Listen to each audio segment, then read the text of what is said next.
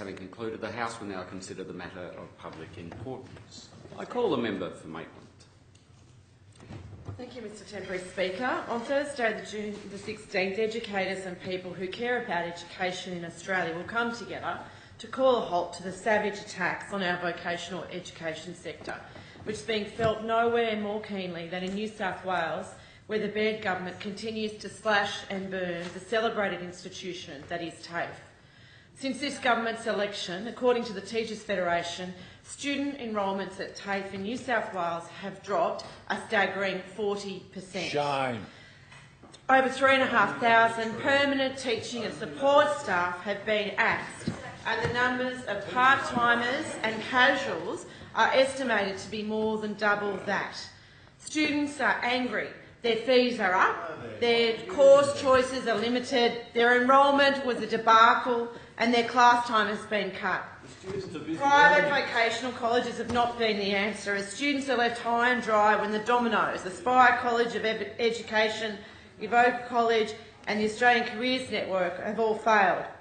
National TAFE Day on June the 16th will put the spotlight on the devastating effect of these ongoing cuts on our young people and our communities, which are experiencing youth unemployment of 12.2% and higher in some of our regional areas, including my own, as well as high skills shortages.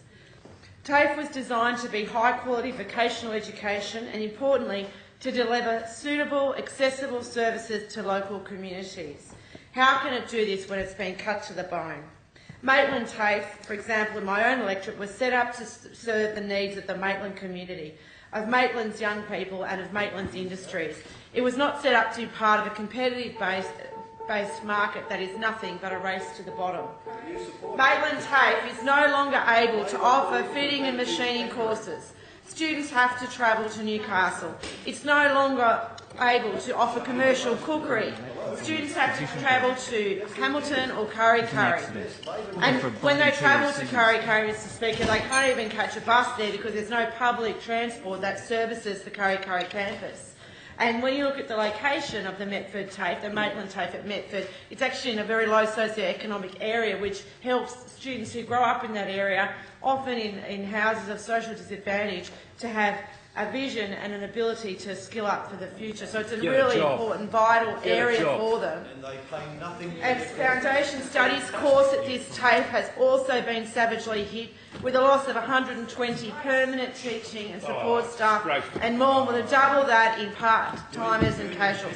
It's no longer possible for students in the Hunter to study for their HSC through TAFE, and this is a shocking state of affairs. And I note the member for Upper Hunter sitting there like the cat that's got the cream. Well, he shouldn't be too happy because they're going to be selling off most of his campuses there. As my colleague Prue Carr, the Shadow Minister for Skills and Shadow Minister for Education, has drummed home, this government's so-called smart and skilled program is anything but smart and skilled. In fact, it would be much more appropriate to call it... I'd ask the House to come to order and not shout at one another, members shouting at one another across the table, and allow the member for Maitland to be heard. Thanks for that, Mr Acting Speaker. So this government's so-called smart and skilled program is anything but smart and skilled. In fact, it would be more appropriate to call it dumb and dumber, and that's what most of us are calling it over on this side. The $1.7 billion cut from education and training has hit hard right across the state, and it's not over yet, with 27 TAFE sites to be sold and even more cuts on the way. In March, Minister Barilaro boasted about high apprentice numbers in Western Sydney, and nothing could be further from the truth. A key finding from the Greater Western Sydney Skills Audit released in October was a serious shortage in Western Sydney of grey-collared workers who are highly skilled but lacking in formal qualifications, the kind of people who benefit most from TAFE in formalising their skills. The skill shortage in the state and in Western Sydney is a direct result of the Baird Government's attack on TAFE. On National TAFE Day, New South Wales Labor will reaffirm our plan to rescue TAFE from the targeted attack by the Baird Government.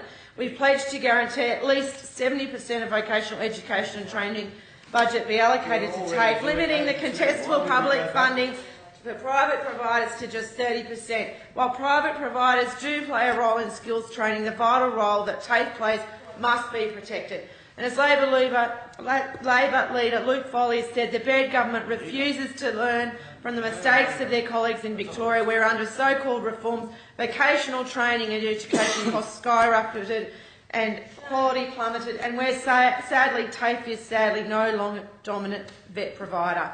A well-funded TAFE means reliable, affordable, accessible, suitable vocational education and training, and I urge you to celebrate TAFE on National TAFE Day and stop the burns and slashes of the Baird Government.